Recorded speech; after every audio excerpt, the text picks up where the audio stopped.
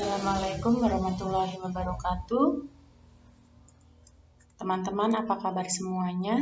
Jumpa lagi dengan Bu Nova di sini. Pada pertemuan kita pada kali ini kita akan membahas tentang anatomi lokasi anestesi. Semoga teman-teman semuanya dalam keadaan sehat dan selalu tetap semangat. Apa sih sebenarnya anestesi itu? Jadi anestesi itu berasal dari bahasa Yunani yang artinya adalah tanpa rasa ya atau tanpa sensasi apapun. Jadi anestesi di sini dapat berupa pengurang rasa nyeri atau analgesik, kemudian relaksasi otot, kemudian amnesia dan penurunan kesadaran. Nah, ada beberapa tipe obat-obatan yang digunakan dalam anestesi, misalnya adalah general anestesi atau anestesi umum.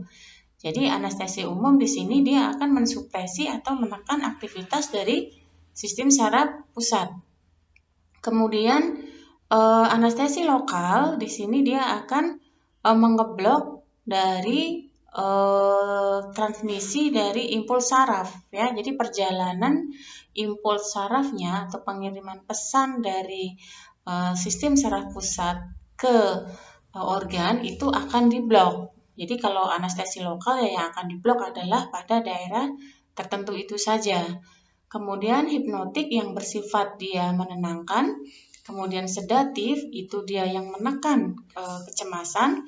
Kemudian ada juga obat-obatan yang mengeblok neuromuskuler ya, dan kemudian dari analgetik itu sendiri ya.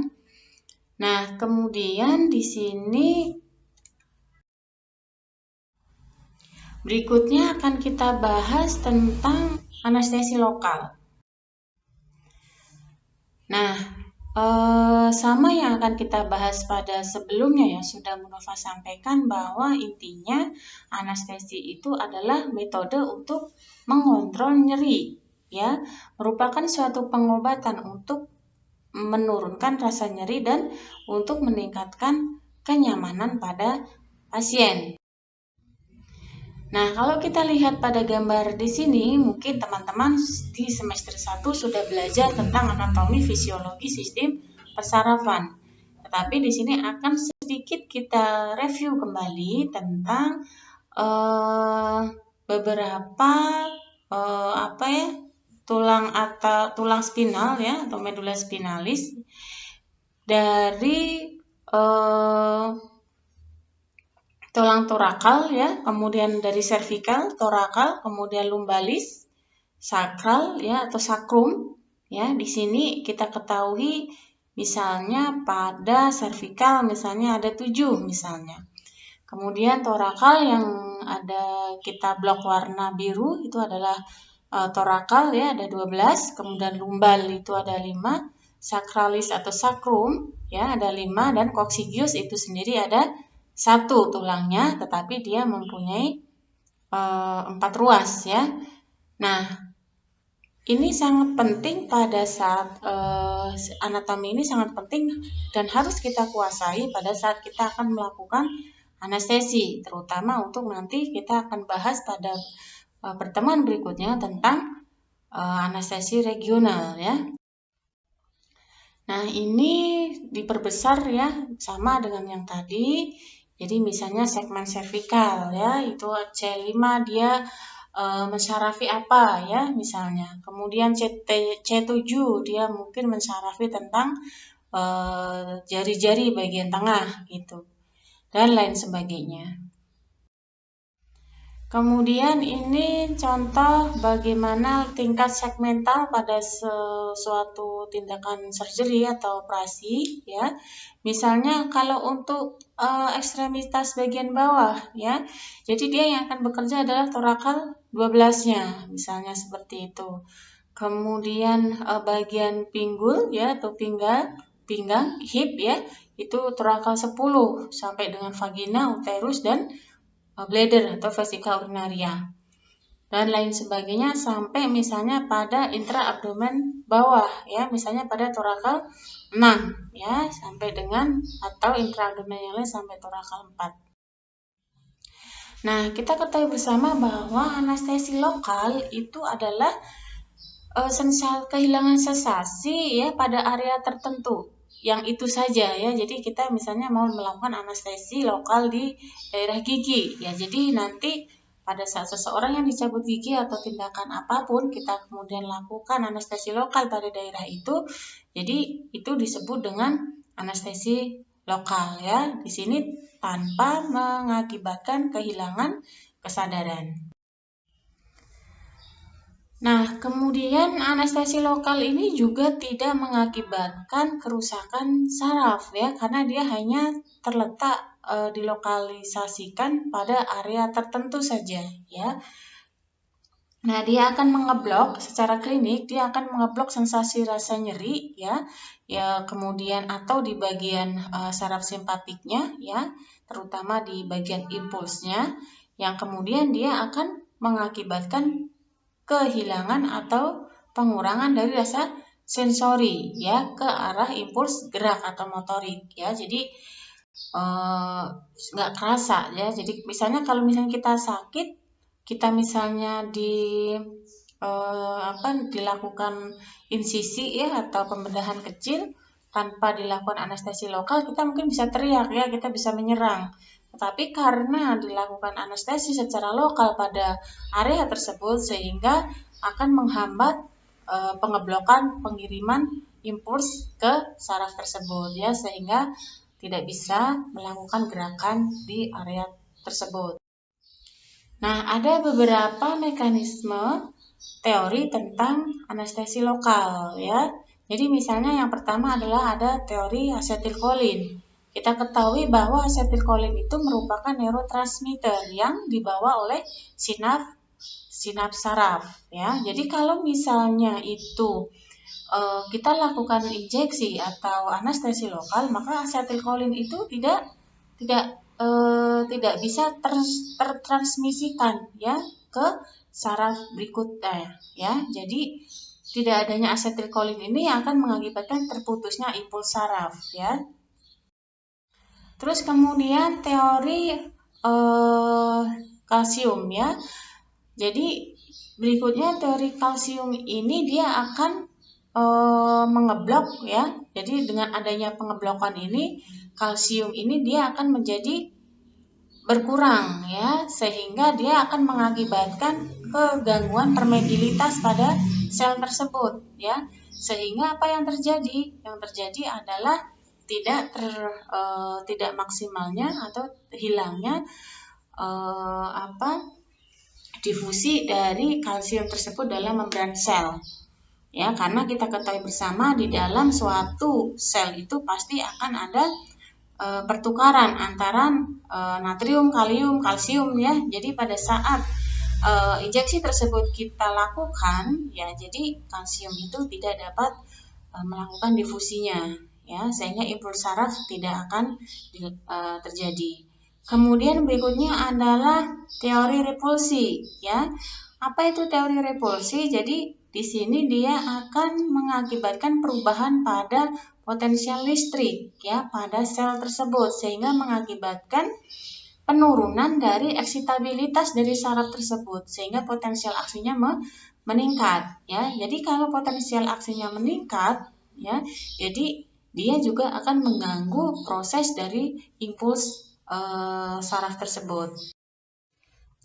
Kemudian teori ekspansi membran atau teori perluasan dari membran. Jadi ini akan mengakibatkan penurunan dari channel kalsium ya. Nah, terus kemudian ini juga akan mengakibatkan gangguan atau transmisi ion channel tadi ya. Sehingga karena ion natrium itu tersebut tadi tidak dapat dihantarkan ya sesama membran sel itu, sehingga akan mengganggu impuls saraf tersebut. Akan lihat ini contoh obat ya, benzokain ya, kemudian dilakukan injeksi di situ. Nah, kemudian akan terjadi ekspulsi ya, membrannya dia akan melebar ya. Nah, sehingga difusi dan transmisi impuls saraf pun dia akan terganggu karena di dalam intraselnya dia juga terganggu ya. Nah, kemudian teori berikutnya adalah tentang teori reseptor ya. Jadi anestesi lokal ini dia juga akan berikatan dengan reseptor khusus pada channel natrium ya. Nah, tadi sudah sama ya dengan pertemuan pada slide yang sebelumnya bahwa dengan adanya gangguan difusi antara natrium misalnya ya dan kalsium ya, ion-ion tersebut akan mengakibatnya gangguan hantaran pada transmisi impuls saraf ya, sehingga sehingga respon nyeri tidak terjadi ya gitu.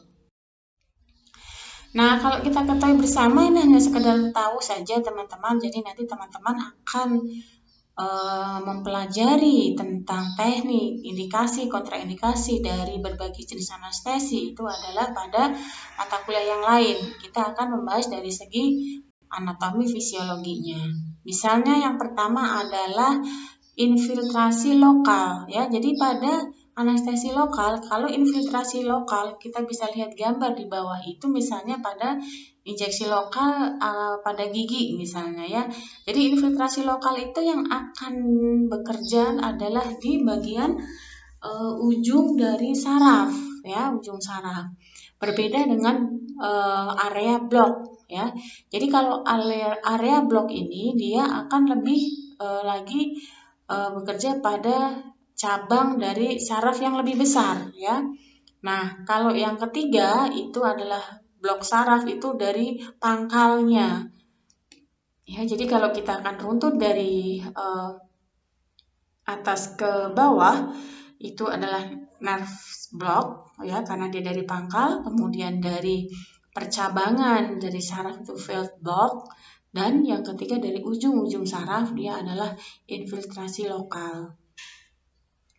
Kemudian bagaimana mekanisme kerja dari anestesi itu intinya adalah tadi sudah kita bahas dari masing-masing teori di depan tadi tentang teori kerja dari anestesi lokal. Intinya adalah dia akan terjadi pengeblokan pada impuls saraf ya pada area tertentu itu sehingga ion-ion tadi itu dia bisa dengan injeksi anestesi itu akan berikatan pada reseptor khusus ya. Nah, kemudian channel natriumnya itu menjadi tidak aktif ya. Jadi karena tidak aktif itu sehingga impuls saraf tidak terjadi, sehingga kalau dilakukan rangsangan nyeri itu juga tidak terjadi nyeri. Terus kemudian urutan dari kehilangan fungsi saraf pada anestesi lokal, misalnya akan terjadi dilatasi pada kulit, ya. Jadi termasuk dari pembuluh darah arteri, vena dia akan terjadi dilatasi, kemudian akan terjadi perubahan pada rasa nyeri, ya. Kemudian tentu saja sentuhan ya atau tekanan terhadap apapun itu menjadi berkurang, kemudian penurunan dari fungsi motorik ya. Kemudian perlu kita perhatikan juga bagaimana metabolisme dan toksisitasnya atau keracunannya ya. Misalnya bisa juga anestesi lokal ini bisa terjadi toksisitas pada orang-orang tertentu. Nah, faktor yang dapat mempengaruhi terjadinya distribusi dari anestesi lokal ini tergantung dari tempat injeksinya di mana.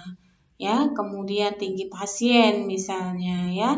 Terus kemudian dari volume cerebrospinalis atau cairan otaknya seperti ini tergantung dari tempat kita mau melakukan injeksinya di mana ya. Kemudian dosis ya, kemudian posisi pasien dan lain sebagainya itu akan mempengaruhi dari efektivitas dari distribusi kerja obat tersebut. Nah, itu mungkin yang bisa Bu Nova sampaikan pengantar dari anatomi sistem untuk anestesi ya. Nanti untuk pertemuan selanjutnya kita akan bahas ke anestesi regional dan anestesi general. Sampai di sini semoga bisa dipahami oleh teman-teman. Kalau misalnya ada yang perlu didiskusikan, kita akan diskusikan melalui forum. Silakan aktif di forum. Saya akhiri. Wassalamualaikum warahmatullahi wabarakatuh.